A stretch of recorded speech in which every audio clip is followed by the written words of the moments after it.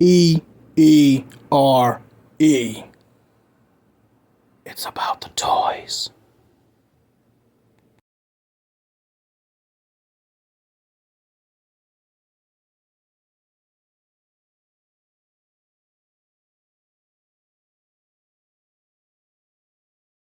Welcome to another episode of English Ed with You's Everything. I'm your host and everyone's favorite flatmate, Lucky English Ed. And today is Show and Tell Thursdays. Yes, I believe we are on episode 7 and we are going strong. But before we take this bad boy out of the box, I'm going to have to politely ask you to hit that subscribe button, smash the notification button, share if you feel like it. I hope you would share. And give me a thumbs up if you've been enjoying my brand of content. So, help me hit that 500 subscriber. Thank you. Alright people, now that we've gotten him out of the box, before we take a look at all the goodies, I want to give a shout out to a new subscriber, the Tribunal of the Imagination. I want to thank you for hitting that subscribe button, man. It means a lot to me.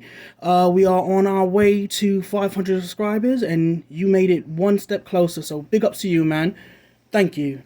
So, now that we've got this bad boy out of the packaging, what do we talk about exactly? Well, let's talk about the Pad C. What's Pad C? Well, what you're looking at on screen right there. Price, articulation, detail, and comparison. So, let's start with the price. I actually picked this guy up for 13 bucks on Macari.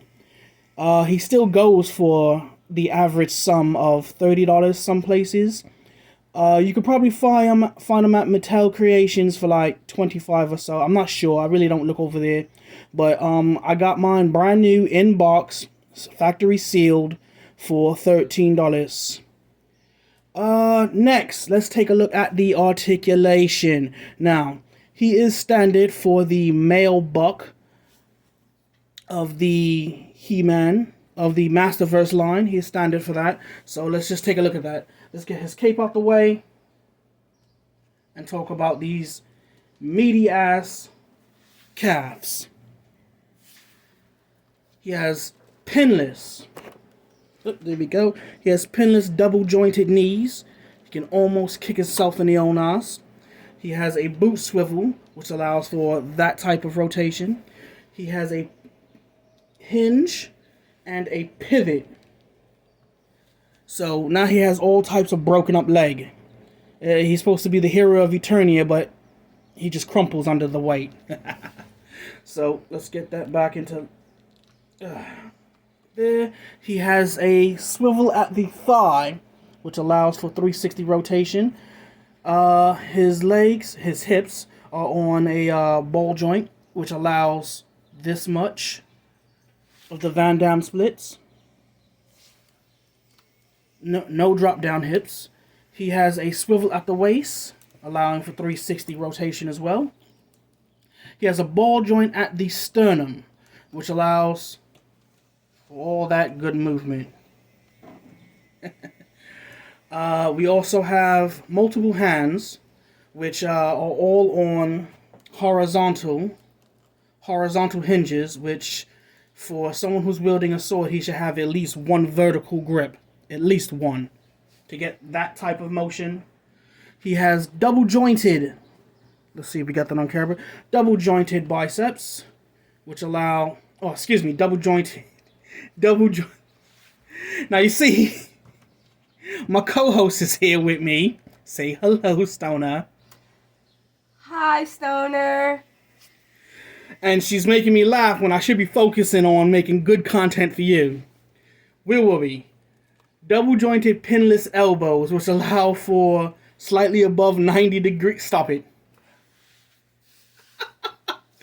Which allow for more than 90-degree articulation. He has a swivel at the bicep, which is also can spin 360. And his shoulder is on a ball joint, which allows for 360 and hitting those T poses. His head is on a ball joint, a dumbbell joint. Let's see if we get a close-up. This is his calm face. Like so. Let's pop that back on. And he comes with an additional head.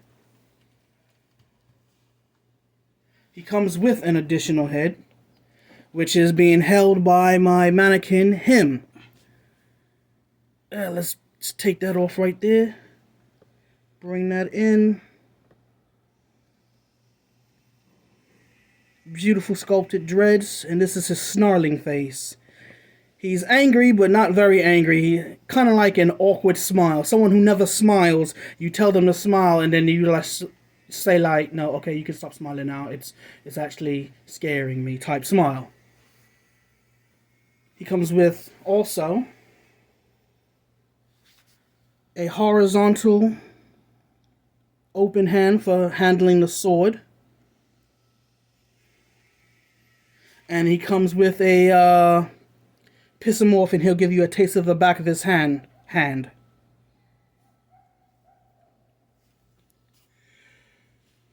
Now, we're not done. You've seen this big old sun-like shield, which is, it's pretty much molded in the same way as He-Man's shield.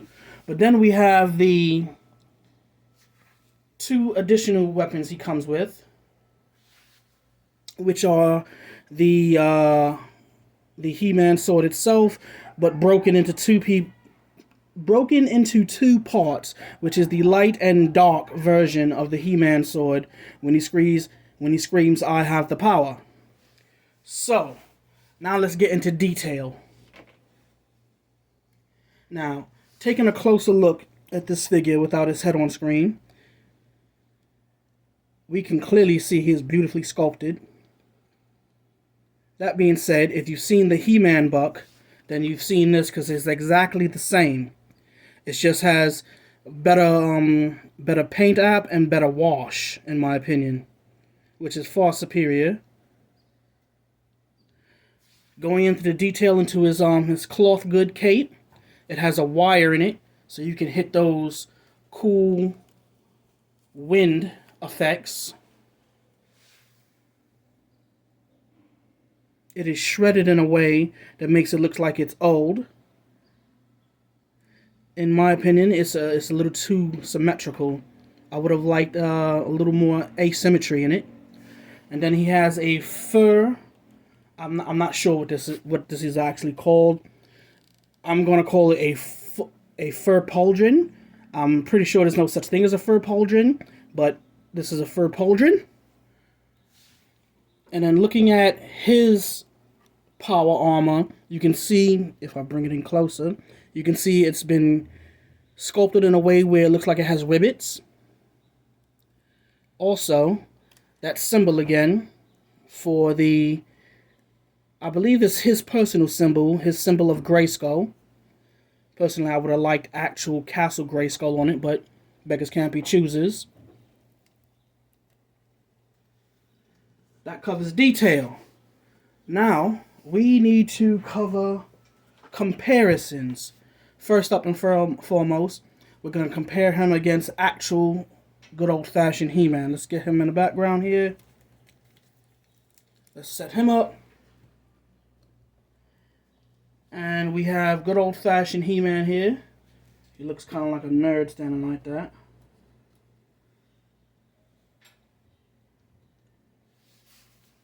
It's the exact same buck, so you're going to get the exact same height approximately. King Grayskull is slightly taller because of his dreads. Awesome dreads, by the way. Then we're going to take a look at my favorite figure.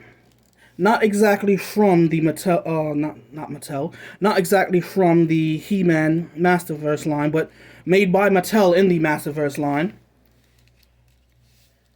Sunman, also with that dark brown skin. And what I like about the figures, they did 2 different shades of black skin. They could have copped out and just gave Sunman the exact same buck, which they did, but the exact same color skin, but they didn't. And I like that because, well, as you know, we black people are not a monolith. We come in many different shades, and I'm happy to say Mattel recognized that in Sunman. Now, looking at Sunman, Even without the flat top, Sunman comes off just slightly taller, but with his flat top, he is absolutely taller than King Grayskull. So, taking a look at these figures, let's why not? Let's get a comparison in with a G.I. Joe Classified. We got Beachhead. As you can see, he towers over Beachhead. I don't know where my Evil Lyn is at the moment, but I'm pretty sure he towers over her as well. And while I was doing that, I managed to get her. So yeah, there you go. King Grayskull also towers over Evil Lyn. One last comparison is the Todd McFarlane's Todd McFarlane's DC Multiverse line. And he actually falls right in line with that exact same line. I'm using line a lot. Why am I using line so much? Not so sure. But anyway, you can fit them into a lot of different lines. And they just look really good all together, stand together. Except for Batman. He don't want to stand right now, so let's get rid of him. Batman wants to take the floor. Again, that's my oh man, that's my co-host. So, that has been a look at King Grayskull from the Masters of the Universe Revelations Masterverse line. I hope you've enjoyed it. And remember, toys are art. Thanks for watching.